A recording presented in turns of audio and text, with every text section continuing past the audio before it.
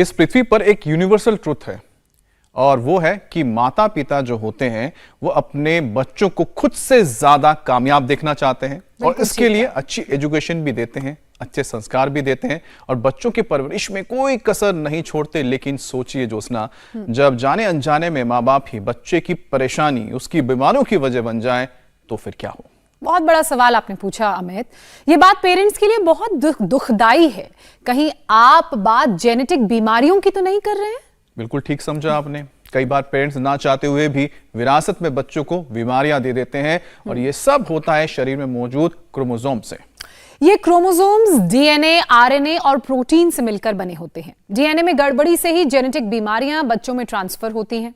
साफ साफ कहें तो ये क्रोमोसोम्स ही हैं जो अलग अलग कैरेक्टर को पेरेंट्स से बच्चों तक ले जाते हैं, और फिर चाहे वो रंग हो, रूप हो या बीमारियां। बिल्कुल, और तभी तो इन्हें जेनेटिक डिजीज कहते हैं। और दिक्कत यह है कि अब भी कई हेरिडिटरी बीमारियों का कोई इलाज नहीं है। हालांकि डायबिटीज, अस्थमा, हाइपरटेंशन, हार्ट की प्रॉब्लम, आर्थराइटिस, थायराइड कुछ ऐसी बीमारियां हैं जिन्हें अगली पीढ़ी में ट्रांसफर होने से रोका जा सकता है। और इसके लिए क्या करना होगा? तो ज्यादा कुछ नहीं, बस रोजाना योग करें, साथ में बच्चे को भी कराएं, क्योंकि आदत अच्छी हो या फिर बुरी, बच्चे परिवार से ही सीखते हैं और देखकर सीखते हैं।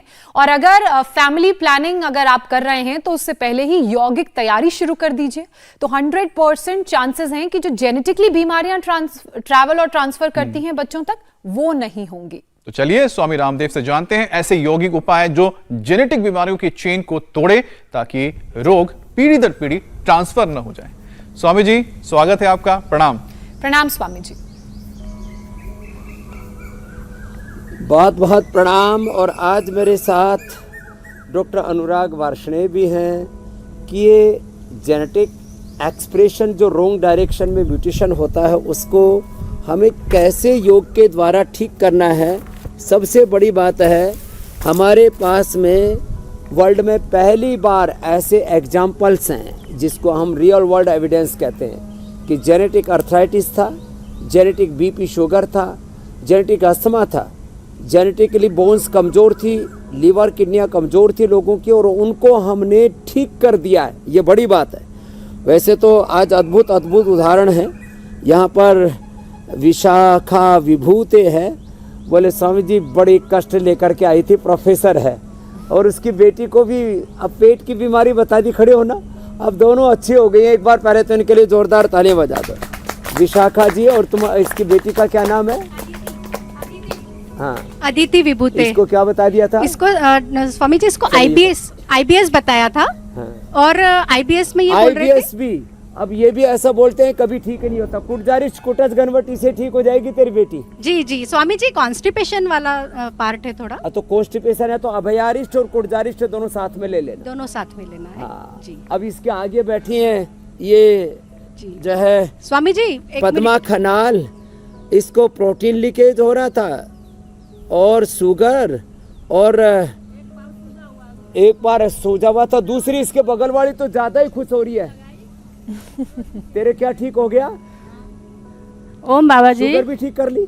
मेरा शुगर ठीक हो गया। अब कल तो 110 आया। जेनेटिकली था? जेनेटिकली था। मेरा बाबा पिताजी का, मेरा पिताजी का था। पिताजी से शुगर आया। हाँ। और इसने ठीक कर लिया। कितने दिन में? मेरा तो अभी यहाँ आई हुई तो 5 ही दिन हो गई। आज हमारा चेकआउट है। तो सभी रामरोंचा। ठीक है बाबा जी, रामरोंचा। तो उसको बगल वाली को देना। ये बड़ी खुश हो रही थी। मैं आगरा से आई हुई हूँ। हाँ, और मेरा नाम गीता अग्रवाल है। और मोटी हो गई थी? नहीं, 5 किलो वेट कम कराया मैंने 7 दिन में। तो पतली थोड़ी थी। और वेट कम करूंगी बाबा जी। और क्या ठीक किया? मैंने ऑक्सीजन लेवल भी कम करी। कितना था ऑक्सीजन लेवल? सोने पर 85 था, 99 हो गई अब। क्या बात है, 99 आ गया। पैरों में सूजन थी 4 महीने से, डॉक्टर के वक्त 4 महीने से? एक दिन तेल लगाने से पिठान तक तेल लगाया, उससे सही हो गई। सच्ची बोल रही है जी? ऐसे ही प्रचार कर रही पिठान तक तेल का। अच्छा, एक भाई साहब हेडमास्टर हैं, वो सुनते ही नहीं थे। अब लोग देखो, ये भी आजकल ना बहुत बड़ी बीमारी हो गई। क्या नाम है हेडमास्टर साहब? ओम स्वामी जी, मेरा नाम टेकचंद शर्मा है। कैथल जिले में मैं तीतरम के अंदर गवर्नमेंट हाई स्कूल के अंदर मैं हेडमास्टर हूँ। ये कर। हाँ। और मैंने 3 एमडी डॉक्टरों को दिखाया था। एक कैथल में थे, एक कुरुक्षेत्र में और एक पटियाला में। तीनों ने ही मुझे बोल दिया था कि आपका बाहर का कान तो ठीक है, परंतु अंदर के कान के अंदर गड़बड़ होगी, आपकी नसें वीक हो गई हैं, ये ठीक नहीं हो सकता, उम्र के हिसाब से ये लॉस हो गई है। ईयर ड्रॉप तो डाला और क्या लगाया?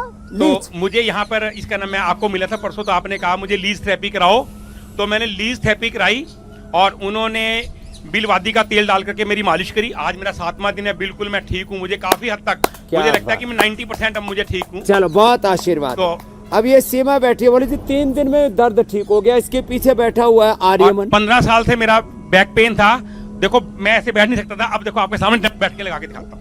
राम राम। बिना मैं सच कहता हूँ जी, मैं कभी बिना गोटे घुटने के हाथ लगाए कभी खड़ा नहीं होता था। 15 साल ये हो गए थे, हालत बहुत इसका दिक्कत थी था मुझे, सीमा का, परंतु अब मैं बिल्कुल ही ठीक हूँ। चलो बहुत आशीर्वाद इसको सीमा बहुत को बहुत देना। ये लोगों से ना इंस्पिरेशन मिलते हैं। ये तो बड़ी अब जो है ना एकदम योग की मॉडल जैसी हो गई है। क्या था सीमा? सीमा भी असीम पीड़ित थी। प्रणाम बाबा जी। तेरा भी घुटना नहीं मुड़ रहा था? मैं सीमा पारिक, मैं जयपुर से हूँ, मैं भी टीचर हूँ गवर्नमेंट स्कूल में ही। हाँ। मेरी ये थी कि मैं बहुत पहले तो बैठ पाती थी, लेकिन मैं नीचे बैठती थी तो एक पैर मुझे सीधा ही करना पड़ता था, आलती पालती नहीं लगा पाती थी। हाँ। और वो मेरा अभी 3 दिन जो वो गरम पोटली वाला सेक और जो मालिश की है वो इतनी अच्छी और इतनी इम्प्रेसिव है कि मैं कल सिर्फ उस थेरेपी के लिए सबसे पहले भागी कि नहीं मुझे वो करवानी है। और ये शोल्डर है कि मैं थोड़ी देर कपड़े भी सुखाती थी तो मेरे दर्द हो जाता था। अब क्या हाल है? अब मेरे बहुत अच्छा है कि मैं आधा घंटे हाथ ऊपर करके खड़ी हो सकती हूँ। स्वामी और जी, पैर बैठ के दिखा।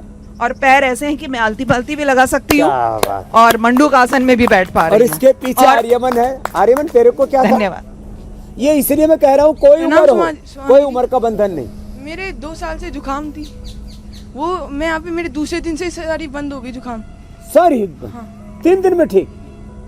स्वामी और जी, मेरा 5 किलो वजन भी ज्योत्सना, कम हो गया। यहाँ पर एक अच्छी चीज देखने को मिल रही है स्वामी जी, बर्गर, पिज़्ज़ा कि खाया जो होगा। यहाँ पर जनरेशन है, जनरेशन से जनरेशन तक जो ट्रांसफर हो रही है, बीमारियां नहीं, वो अच्छी आदतें योग ट्रांसफर हो रही है। और इसी का आज टॉपिक हमारे पास है ज्योत्सना। स्वामी जी, और ये जो लाइव हाँ, एग्जांपल्स योग हैं, इनकी योग बातें ट्रांसफर हो रहा है और इनकी खुशी Next ये बता generation रही में। है कि कैसे New इन्होंने generation। बीमारियों को दूर भगाया है।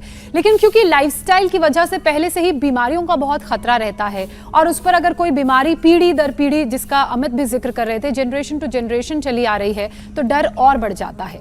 अब ऐसे में कौन से जो योगाभ्यास हैं वो इन बीमारियों को खत्म करेंगे और जेनेटिक बीमारियों से बचाएंगे भी? सबसे पहले तो उस पूरे पैकेज की शुरुआत करा दीजिए।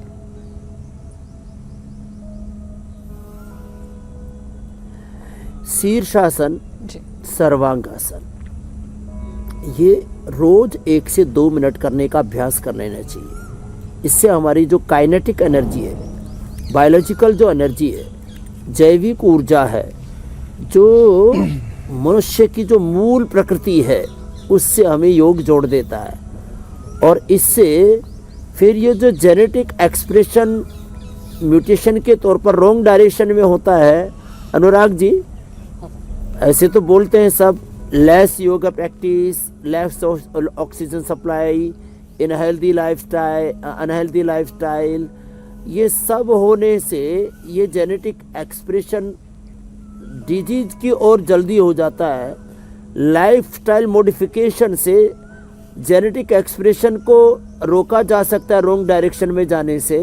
ये हमने BP, sugar, thyroid, asthma, arthritis और यहाँ तक कि जेनेटिक कैंसर को होने के बाद भी ठीक कर दिया, तो रोका तो जा ही सकता है, इसमें कोई संशय नहीं है। इसमें शीर्षासन, सर्वांगासन, सूर्य नमस्कार हम कराते हैं, वो भी लेंगे। ये होता क्यों है? ये जेनेटिक एक्सप्रेशन, किसी को टीबी हो जाता है, किसी को बीपी, शुगर, थायराइड हो जाता है। कल बाबा जी थे, 50 साल से उनको शुगर था, महेशानंद जी, जेनेटिकली था, साधु हैं, योग कराते हैं सबको, योगा इन डेली लाइफ पूरी दुनिया में, लेकिन उनका भी हमने फिर एक 50 या 80 यूनिट था इंसुलिन, वो हमने बंद कर दिया। कैसे होता है? तो महाराज जी, जो जितने भी जेनेटिक डिजीज़ हैं ये फैमिली में पेरेंट्स से बच्चों तक जाते हैं, और इनका बहुत सारा कारण हमारे जीन्स के अंदर म्यूटेशंस भी हैं।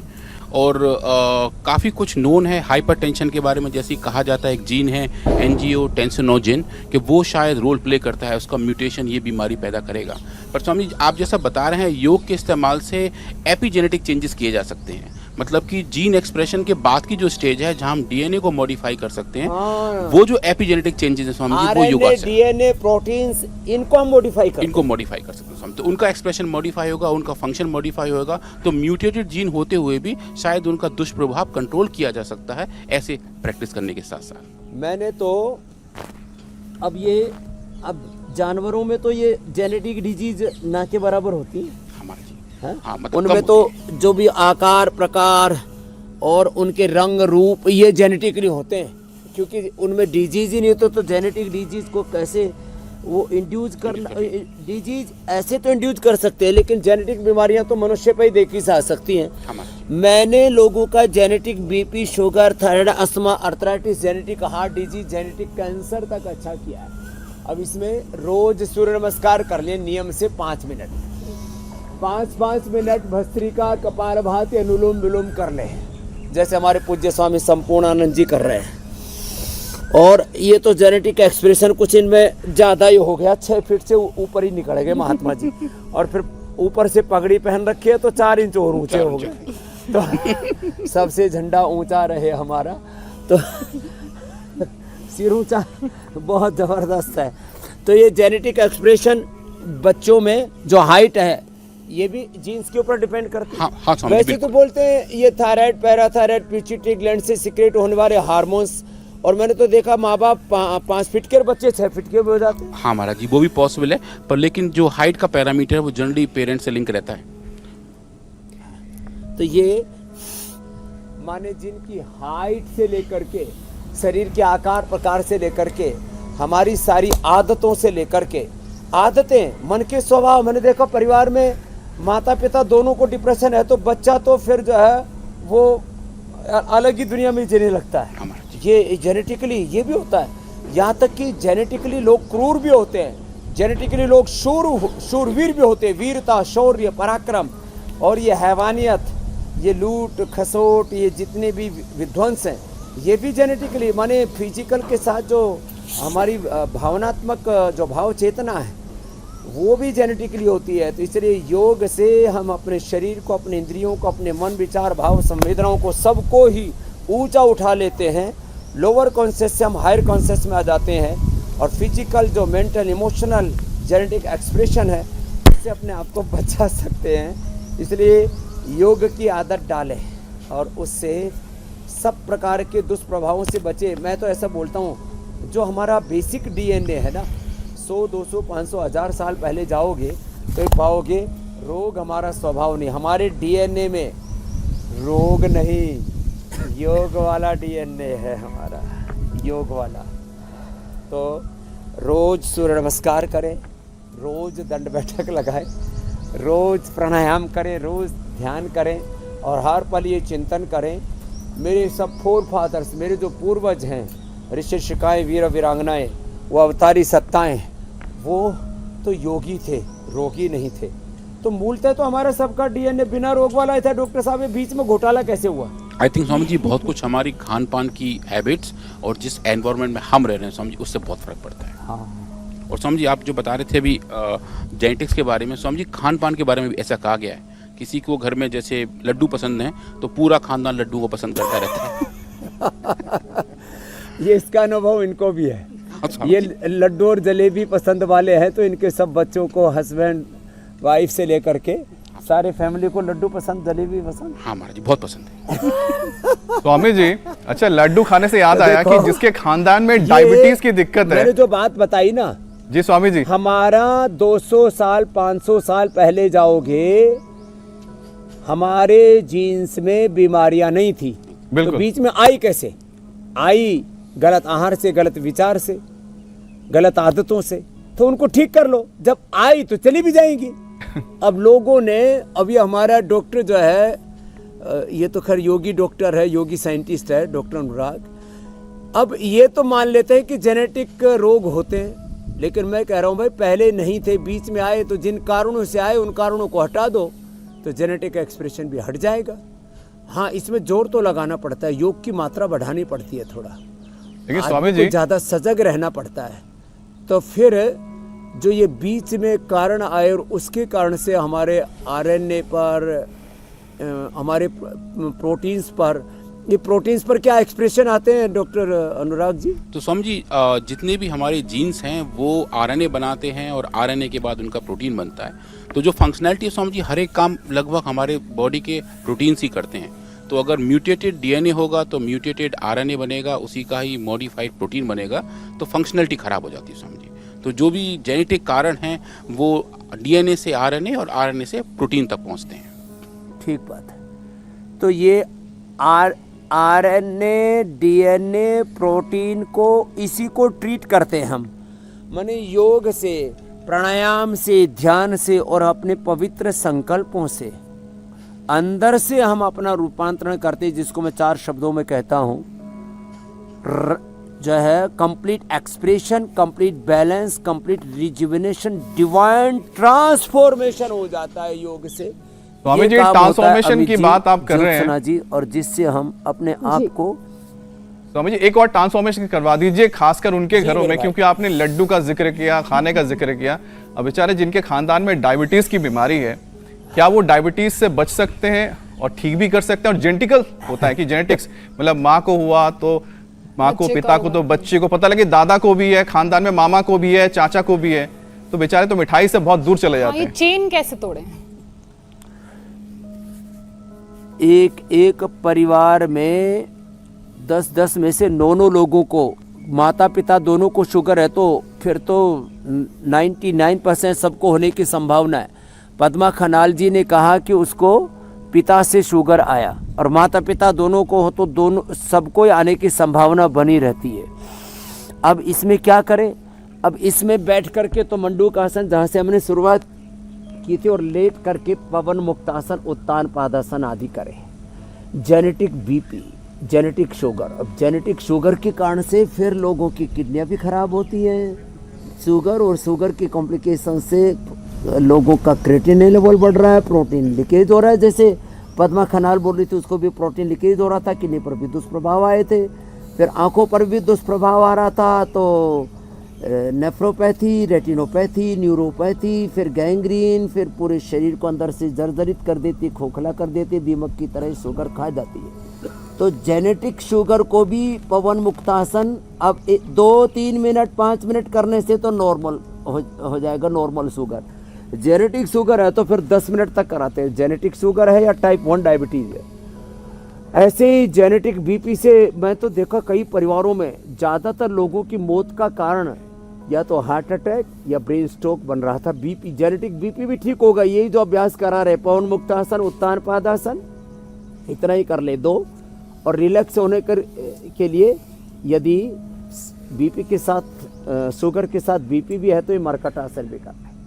ऐसे तो ये जेनेटिक शुगर, अब स्वामी जी आपने बीपी का जिक्र कर ही दिया है। सामान्य व्यक्ति को 1 मिनट, नॉर्मल शुगर है तो 2 मिनट, क्रिटिकल शुगर है 5 मिनट, और जेनेटिक शुगर है तो 10 मिनट तक पवन मुक्तासन करना पड़ेगा। जी स्वामी जी आपने तो बीपी का जिक्र कर दिया, अपने रोग के अनुसार योग की मात्रा बढ़ा दे। जी जी, क्योंकि आप बता ही रहे हैं तो उसमें साथ में बीपी का भी जिक्र कर दीजिए, क्योंकि बीपी भी परिवार में कहीं ना कहीं ट्रांसफर वाली बीमारी है कि एक किसी को हुआ है तो खानदान में वो धीरे धीरे कई पीढ़ियों में चला जाता है। तो इसको भी कैसे हम दूर कर सकते हैं कि आगे आने वाली जो पीढ़ी इससे बची रहे? जेनेटिक बीपी का क्या कारण बता रहे थे अब डॉक्टर अनुराग जी? समझिए एक प्रोटीन होता है AGT करके, जो एंजियोटेंसिन को कंट्रोल करता है, उसके म्यूटेशन जनरली लोगों ने लिंक किए हुए हैं, जिसकी वजह से जेनेटिक बीपी जाता है। म्यूटेशन माने? म्यूटेशन मतलब उसके सीक्वेंस में कोई चेंज।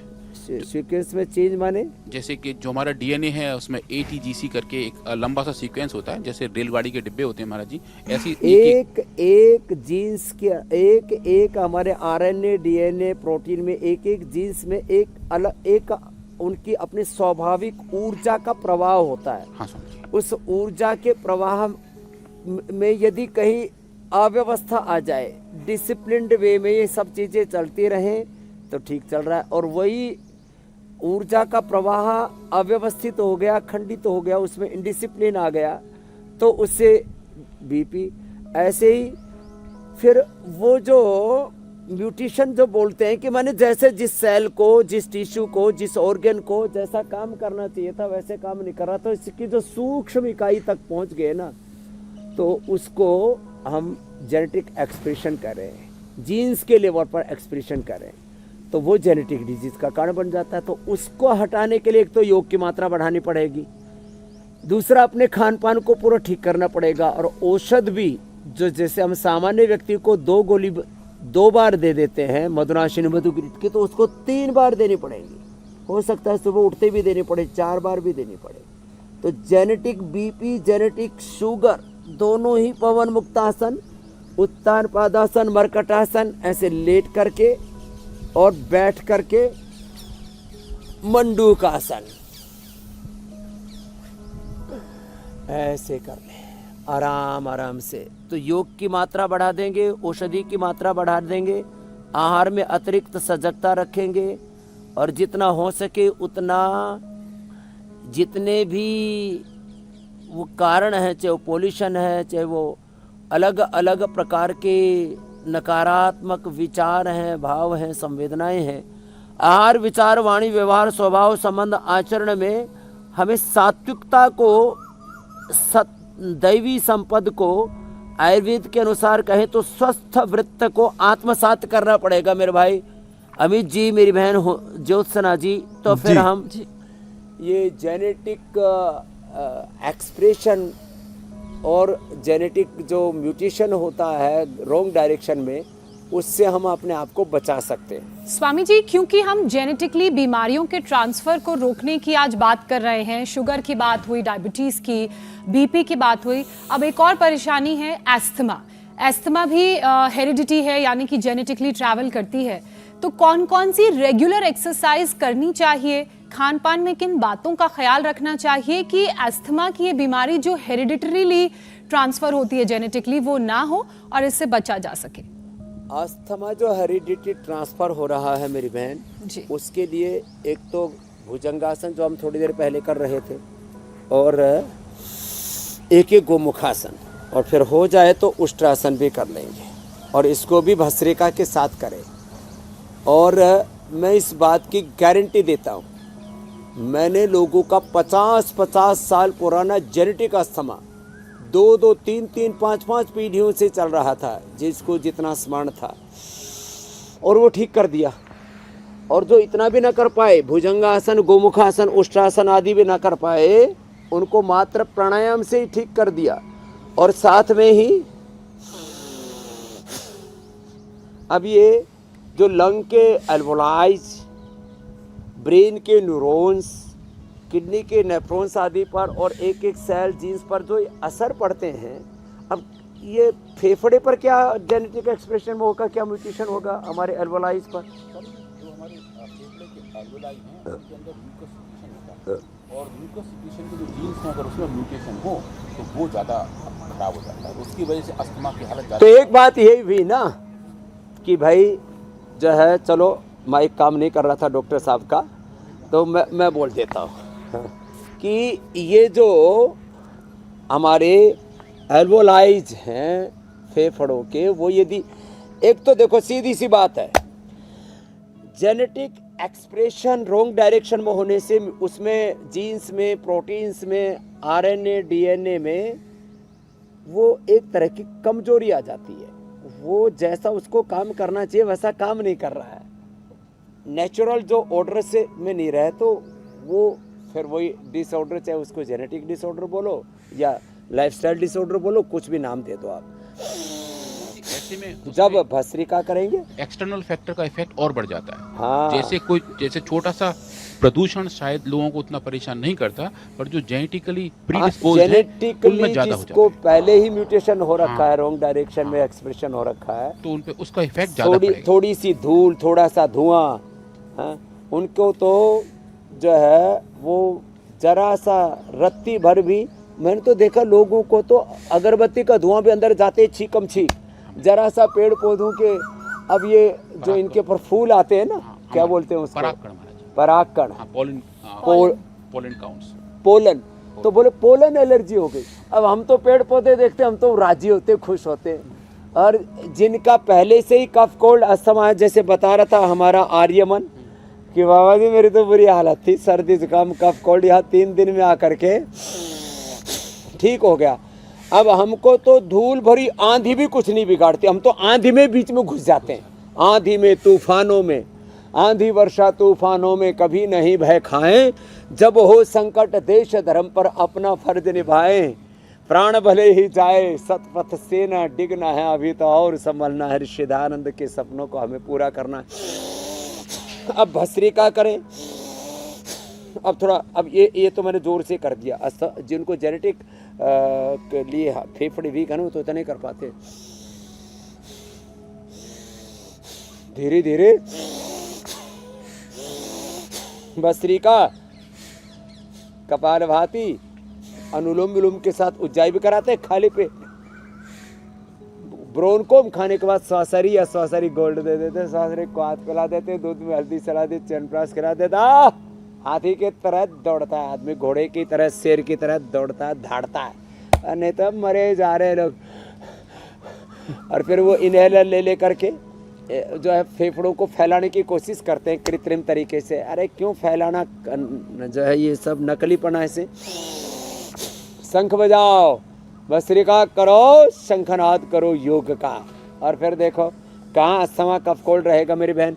और हाँ, कफ की तरह वात मैंने तो देखा 3-3, 5-5 पीढ़ियों से, और अब तो छोटे छोटे बच्चों को भी जोविनल आर्थराइटिस, हाँ जोविनल आर्थराइटिस। लो अब ये बैठी है इधर मुस्कुरा रही है सीमा, इसकी माँ को भी दर्द है, बेटी को भी दर्द। आगे तुम्हारी बच्चों को दर्द से बचाना है तो योग करवाना शुरू कर दो, और योग डेली कराओ और पूरा कराओ, ये आधा अधूरा नहीं, कम से कम 5 मिनट, 1 से 5 मिनट आसन, 1 मिनट स्वस्थ व्यक्ति को जेनेटिकली एक्सप्रेस होने की कोई बीमारी की संभावना, वात पित्त कफ दोषों के, BP sugar thyroid asthma arthritis के, कैंसर आदि के, तो 10 मिनट आसन, और सामान्य व्यक्ति को 5-5 मिनट भस्त्रिका कपालभाति अनुलोम विलोम कराते हैं तो वो स्वस्थ रहता है। जेनेटिक एक्सप्रेशन है होने की संभावना है तो फिर क्या करें, तो फिर आधा 1-1 घंटे तक करा देते, तो मात्रा बढ़ा दी स्वामी जी। और ये जेनेटिक बीमारियों की चैन हमने तोड़ दी है। तो तोड़ दीजिए स्वामी जी, एक और तोड़ दीजिए, आर्थराइटिस का, जिसका आपने जिक्र किया है, एक सन्यासी के अनुभव के साथ, अनुभूति के साथ। स्वामी जी, एक और जेनेटिक बीमारी है जो आर्थराइटिस जिसे हम कहते हैं, जी मेरे भाई, और जो बढ़ती उम्र के साथ लोगों को ज्यादा परेशान करती है। लेकिन आजकल देख रहे हैं कि जिसका आपने जिक्र किया कि छोटे छोटे बच्चों में भी ये आर्थराइटिस की बीमारी आ गई है, और जिस वजह से जीन्स में जो आर्थराइटिस जो है वो लगातार देखने को मिल रहा है कि अब उम्र की वजह नहीं कि 50 साल या 40 साल के बाद लोगों को होने लगी है, अब तो 20-30 की उम्र में भी लोग इससे परेशान हैं। और जो गठिया की बीमारी भी है स्वामी जी, आप एकदम ठीक कह रहे मेरे भाई, और ये गठिया की भी जो बीमारी ये भी देखने को मिलती है कि कहीं ना कहीं पीढ़ी दर पीढ़ी चली आती है। अनुलोम विलोम तक करा दी। हाँ ये सच कह रहे हैं आप।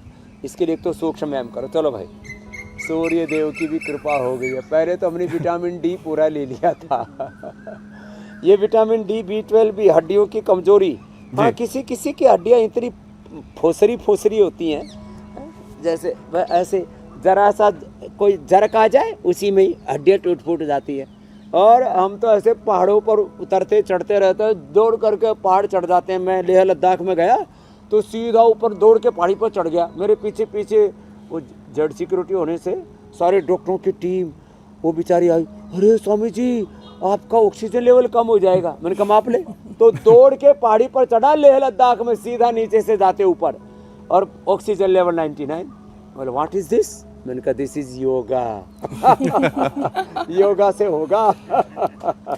स्वामी जी वैसे गंगोत्री का अनुभव तो मेरा भी है। लोग ऐसे ही बावड़े परेशान घूमते रहते हैं। सुबह से आपने योग किया और उसके बाद दौड़ के पहाड़ियां आप चढ़ रहे थे, पूरा ट्रैक कर रहे थे, तो बिल्कुल जो ताकत फेफड़ों में चाहिए और गठिया का रोग यानी कि आर्थराइटिस की परेशानी ना हो, वो सब योगा में है, जैसा कि आप बता भी रहे हैं। हाँ, ये गंगोत्री मेरे साथ थी जो सुना ना, तो इसने देखा सब। और वो हमारे धामी जी भी साथ में थे, और पूजा आचार्य बालकृष्ण जी तो कुछ ज़्यादा ही ऊपर चढ़ गए थे। और तो खैर, तो देखो कफ के बाद वात की हम बात कर रहे हैं, तो वात में क्या होता है, जिनके शरीर में प्राण शक्ति, अब ये एलोपैथी में तो कॉन्सेप्ट ही नहीं है, प्राण शक्ति कमजोर होती है तो are effect, CRP, ANA, avian, HLB27, ESR, uric acid जितने भी, और फिर पूरे ये SLE, automatic disease, MND, Parkinson, Alzheimer, dementia, और ये मैं तो ये बोल रहा हूँ, ये मस्कुलर डिस्ट्रोफी, ये सब वात रोग हैं और ये जेनेटिकली सब आगे पीढ़ियों में ट्रांसफ़र होते हैं। योग करेंगे तो जेनेटिक एक्सप्रेशन को ब्रेक लग जाएगी। कितना बड़ा उपकार है हमारे ऋषियों का हम पर, कितनी बड़ी उनकी सौगात है, कितना बड़ा हमें ये सामाजिक, ये सांस्कृतिक, आध्यात्मिक साम्राज्य हमें मिला अपने पूर्वजों से कि हम जेनेटिक बीमारियों की चैन तोड़ सकते हैं। योग को अपना करके हम सारे रोगों विकारों को परास्त कर सकते हैं। रोग मुक्त, योग युक्त जीवन जी करके रोग मुक्त, फिर और तमाम तरह के फिजिकल मेंटल जो डिसऑर्डर हैं इनसे अपने आप को बचा सकते हैं और अपनी भाव चेतना को इतना ऊंचा उठा सकते हैं कि हम देवत्व में, ऋषित्व में, ब्रह्मत्व में प्रतिष्ठित हो जाते हैं। योग से तो हम नर से नारायण, जीव से ब्रह्म हो जाते हैं। ये जो आरोहण है ना जी, ये कि हम योग से अहमेव स्वयमेव अयदम वदामि जुष्टम देवे विरुतमानुषे भी हम कामये तम तम उग्रम कणोमय तम ब्रह्मांडम तम ऋषम तम स्वमेधाम। तो ये जो देवत्व ऋषित्व में आरोहण है ना, ये तो बहुत आगे की बात है। अभी तक तो आदमी बीमारियों में, डिजीज और फिर lifestyle disease, genetic disease, chronic disease, bacterial, viral, fungal disease, इन्हीं में उलझा पड़ा। अरे इससे आगे बहुत बड़ा है जीवन, पूरा ब्रह्मांड इस पिंड में है। तो योग से तो पिंड में ब्रह्मांड की अभिव्यक्ति कर सकते हैं। इसलिए मैं 4 शब्दों में जो सत्य कहता हूँ उसको समझो।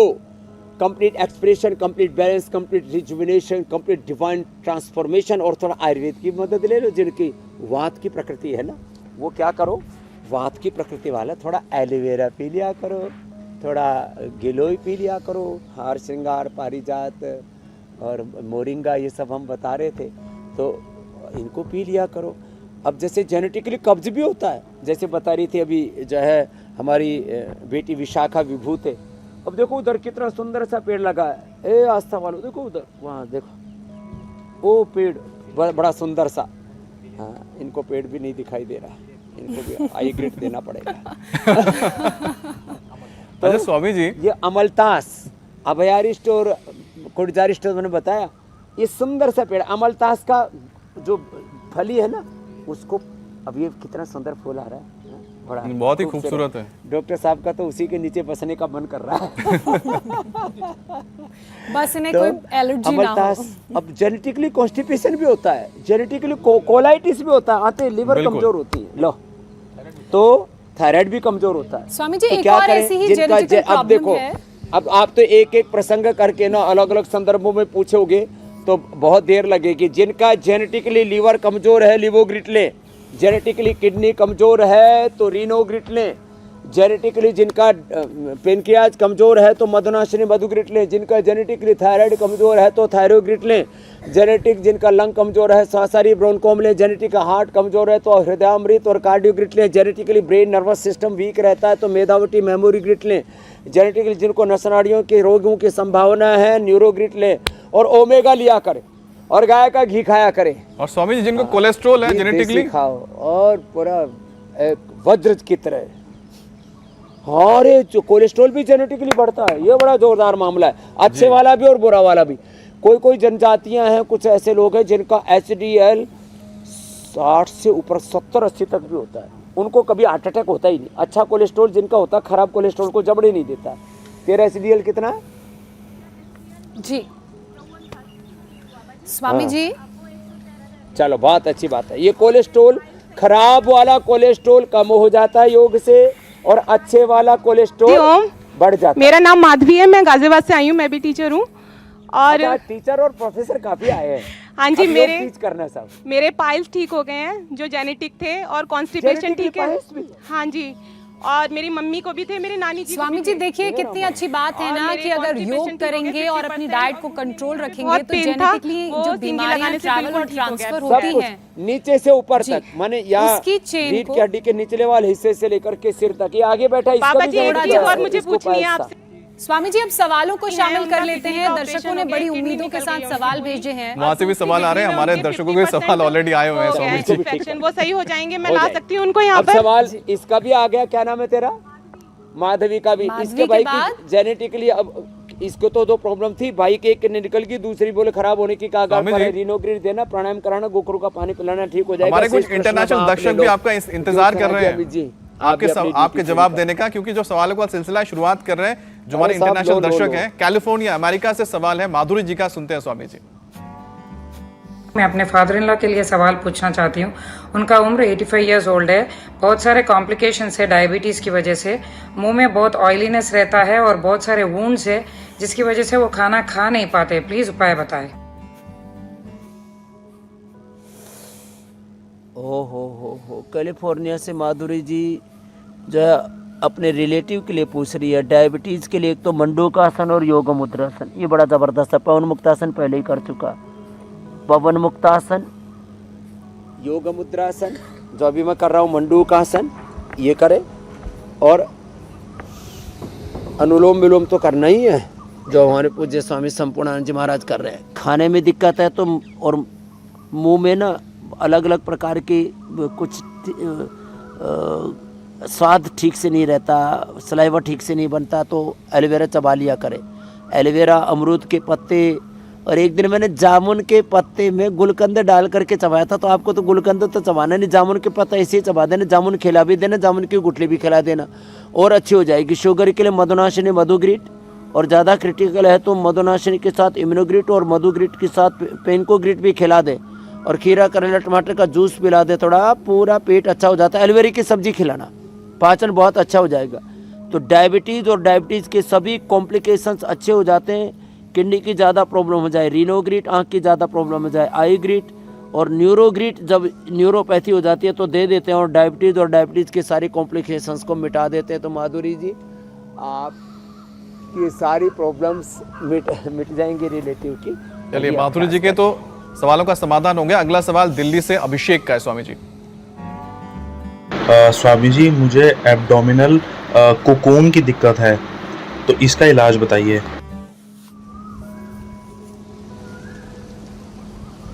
तो देखो, एक तो इसमें देखो ये आ गई अमलतास की फली, तोड़ के लिया है। अमलतास की फली जो है ये करीब 20 ग्राम रात को पानी में भिगो करके, ये बड़ी टनाटन है। कुछ सोच रहे हैं कि बाबा ये क्या डंडे लिया है, डॉक्टर साहब देखो बड़े ज़ोरदार है।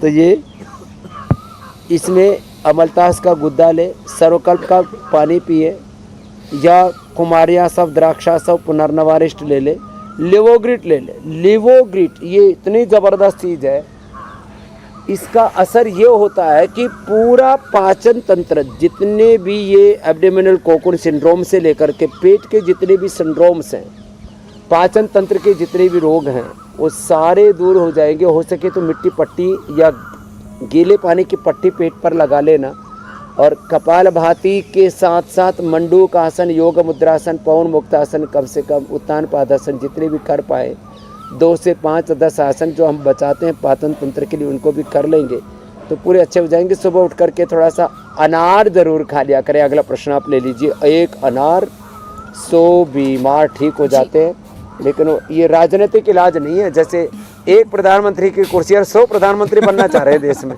वो ये मामला थोड़ा सा गड़बड़ा है। स्वामी जी 24 तक तो यही चलता रहेगा। अलग अलग गठबंधन भी नजर आ रहे हैं, नए नए टिकेंगे नहीं टिकेंगे, खैर वक्त बताएगा। स्वामी जी, सवालों के जवाब हो गए, योगाभ्यास प्राणायाम हो गया, दर्शकों के सवालों के जवाब जैसा कि मैंने कहा हो गए हैं। लगातार खांसी, उखड़ती सांस, फेफड़ों का क्यों हुआ बुरा हाल?